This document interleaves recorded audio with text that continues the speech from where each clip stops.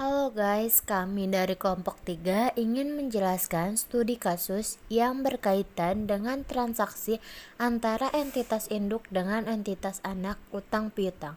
Nah, sebelum kita menjelaskan studi kasus, izinkan saya memperkenalkan anggota dari kelompok 3.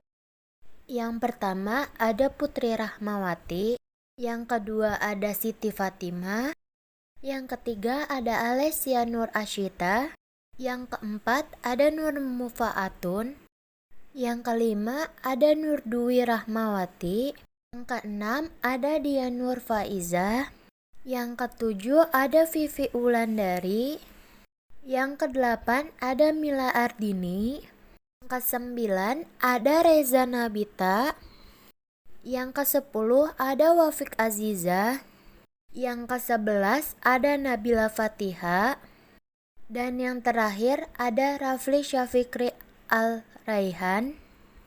Mari kita sama-sama simak video berikut ini. Berikut adalah soal formatif bab hutang piutang. Pada tanggal 1 Januari 2020, PT Usang menerbitkan 5.000 lembar obligasi sebesar 800.000 dengan bunga 10% per tahun yang akan jatuh tempo pada tanggal 31 Desember 2029. Pada saat penerbitan obligasi tersebut, PT Usang memperoleh dana sebesar Rp3.541.203.151. Bunga yang dibayarkan secara semesteran setiap tanggal 31 Juli dan 31 Desember. Pada saat penerbitan, bunga pasar yang berlaku adalah sebesar 12% pada tanggal 1 Agustus 2024. PT Bubble membeli seluruh obligasi PT Usang dari pihak non-afiliasi pada harga Rp3.600.000.000. PT Bubble merupakan entitas induk dari PT Usang dengan kepemilikan saham 80%. Diminta, yang pertama, buatlah tabel perhitungan amortisasi premium diskon obligasi. Yang kedua, hitunglah keuntungan atau kerugian yang muncul dari pembeli obligasi PT Usang oleh PT Bubble. Yang ketiga, buatlah jurnal yang dibuat oleh PT Bubble dengan keuntungan atau kerugian penarikan obligasi pada 1 Agustus 2024. Dan yang keempat, buatlah jurnal eliminasi atas investasi obligasi tersebut. Yang pertama adalah membuat tabel amortisasi. Untuk menentukan apakah tabel amortisasinya diskon atau premium, kita melihat dari kupon obligasi yang diterbitkan oleh perusahaan. PT Usang menerbitkan obligasi dengan kupon 10% per tahun, sedangkan bunga pasarnya yang berlaku adalah 12% per tahun, 12%. Maka terjadi diskon. Pada tabel amortisasi diskon obligasi yang dibuat oleh PT Usang yang pada kolom pertama terdapat periode. Periode dihitung dari sejak perusahaan menerbitkan obligasi, yaitu pada tanggal 1 Januari 2020 sampai jatuh tempo, yaitu pada 31 Desember 2029. Dari 1 Januari 2020 sampai 31 Desember 2029 itu ada 10 tahun. 10 tahun dengan pembayaran bunganya adalah 2 kali dalam setahun, sehingga periodenya adalah 10 tahun dikali 2, yaitu 20 periode. Kolom berikutnya adalah masa pembayaran pertama bunga, yaitu pada 31 Juli 2020 sampai pembayaran bunga terakhir, yaitu pada 31 Desember 2029. Kolom berikutnya adalah kas yang dibayarkan. Kas yang dibayarkan dihitung dengan cara harga obligasi yang dikeluarkan oleh PT Usang, yaitu 5.000 lembar obligasi dikali 800.000, yaitu 4 miliar. 4 miliar dikali dengan 10%. Bunga yang 10% adalah bunga yang dikeluarkan oleh PT Usang 10% dibagi 2, karena ini adalah setahun 2 kali pembayaran, sehingga dihasilkan 200 juta. Kas yang dibayarkan adalah 200 juta per periode. Kolom selanjutnya adalah beban bunga yang B. Beban bunga dihitung dengan cara dana yang diperoleh oleh PT Wusang yaitu sebesar 3.541.203.151 dikali dengan bunga pasar yang berlaku saat itu yaitu 12% dibagi dengan 2, sehingga dihasilkan 212.472.189. Untuk beban bunga periode berikutnya dihitung dengan cara nilai tercatat obligasi periode sebelumnya dikali dengan 12% dibagi 2. Kolom berikutnya adalah amortisasi diskon atau C. Dihitung dengan cara B dikurangi A, kolom B dikurangi kolom A, yaitu beban bunga dikurangi kas yang dibayarkan, sehingga diperoleh 12.472.189. Kolom yang selanjutnya adalah diskon yang belum diamortisasi atau kolom D, di mana diskon yang belum diamortisasi pada periode 0, kita mencari dahulu diskonnya berapa pada saat menerbitkan obligasi, yaitu dengan cara 4 miliar kita dapat dari soal, karena PT Usang menerbitkan 5.000 lembar obligasi dengan harga 800.000, sehingga kita memperoleh nominal sebesar 4 miliar. Lalu, kita kurangkan dengan perolehan dana pada saat penerbitan obligasi sebesar 3.541.203.151, sehingga kita akan memperoleh nominal sebesar 458.796.849. Lalu, untuk periode pertama, kita akan mengurangkan diskon yang belum diamortisasi pada periode sebelumnya, yaitu sebesar 458.796.849 dikurangkan dengan amortisasi diskon periode ini, yaitu sebesar 12.472.189, sehingga kita akan memperoleh diskon yang belum diamortisasi pada periode pertama, yaitu sebesar 446.324.660. Lalu untuk periode 2 dan periode selanjutnya sama halnya dengan mencari diskon yang belum diamortisasi untuk periode pertama dengan cara mengurangkan diskon yang belum diamortisasi periode sebelumnya dikurangkan dengan amortisasi diskon periode ini.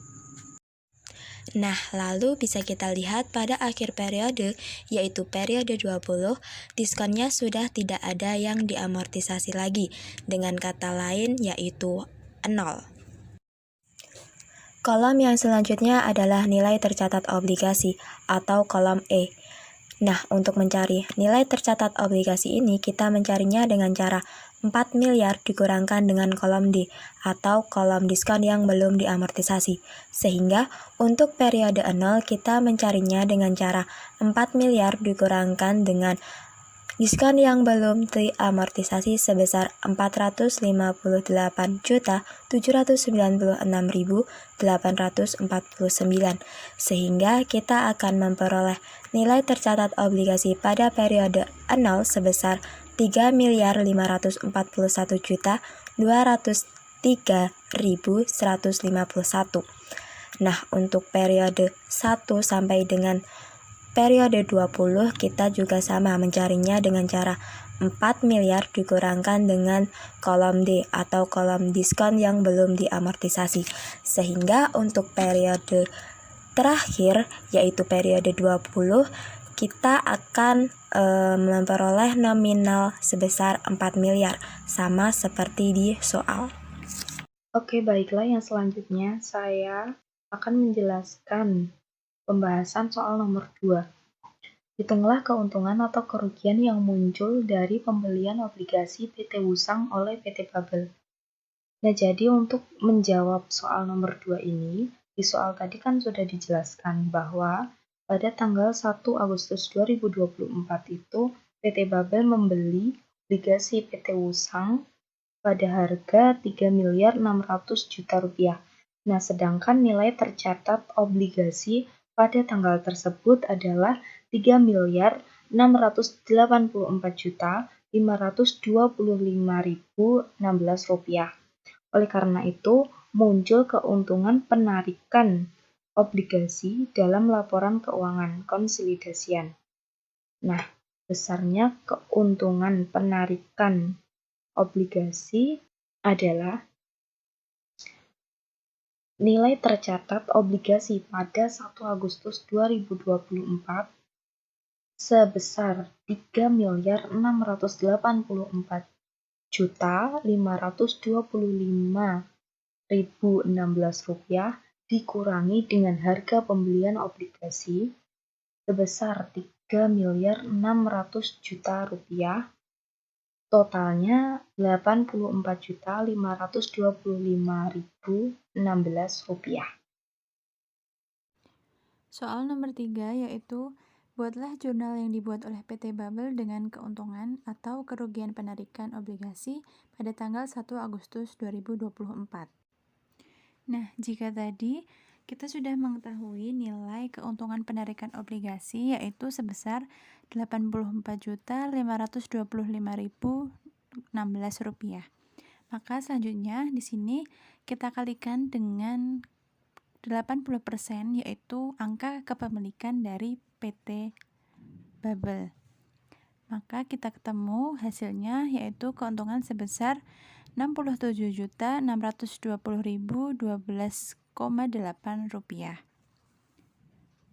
Maka di sini kita buat jurnal yaitu pada tanggal 1 Agustus 2024 kita tuliskan pada posisi debit yaitu akun investasi pada PT Wusang sebesar 67.620.012,8 rupiah dan posisi kredit yaitu akun bagian laba atas PT Wusang dengan nilai yang sama.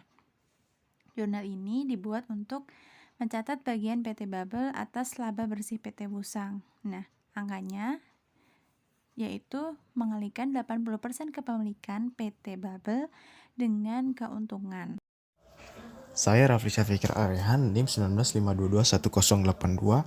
Oke, baik, di sini saya akan melanjutkan menjelaskan soal nomor 4. Jadi soalnya itu buatlah jurnal eliminasi atas investasi obligasi tersebut. Oke, pada tanggal 1 Agustus 2024 di sini terdapat jurnal eliminasi yaitu utang obligasi sebesar 4 miliar rupiah berada di debit pada investasi pada obligasi sebesar 3.600.000.000 rupiah berada di kredit. Diskon obligasi sebesar 315.474.984 rupiah berada di kredit. Keuntungan penarikan obligasi sebesar 84.525.016 rupiah berada di kredit. Nah, untuk perhitungannya sendiri, utang obligasi itu kita dapat dari di soal tertera PT Wusang menerbitkan 5.000 lembar obligasi, satu lembarnya itu seharga 800.000 rupiah. Jadi kita kalikan 800.000 rupiah dengan 5.000 lembar itu jadi hasilnya 4 miliar rupiah. Kemudian sama investasi pada obligasi terdapat di soal 3.600.000.000 rupiah. Nah, kemudian diskon obligasi. Diskon obligasi ini kita mengambil dari tabel amortisasi sebelumnya. Nah, kita di tabel ini kita mengambil pada periode ke-9 tanggal 31 Juli 2004. Yaitu totalnya 315.474.984 rupiah. Kenapa kita ambil tanggal 31 Juli 2024? Karena di soal dijelaskan bunga dibayarkan secara semesteran setiap tanggal 31 Juli dan 31 Desember. Maka kita ambil pada tanggal 31 Juli 2024. Kemudian keuntungan penarikan obligasi ini kita ambil dari perhitungan yang sebelumnya. Pada soal nomor 2 itu sudah dihitung. Dari nilai tercatat obligasi pada 1 Agustus 2024 itu sebesar 3.684.525.016 rupiah, dikurangi dengan harga pembelian obligasi sebesar 3.600.000.000 rupiah, jadi totalnya 84.525.016 rupiah. Ya, mungkin segitu aja penjelasan dari soal nomor 4. Assalamualaikum warahmatullahi wabarakatuh. Nah, itu adalah video pembahasan mengenai studi kasus yang berkaitan dengan transaksi antara entitas induk dengan entitas anak, utang piutang.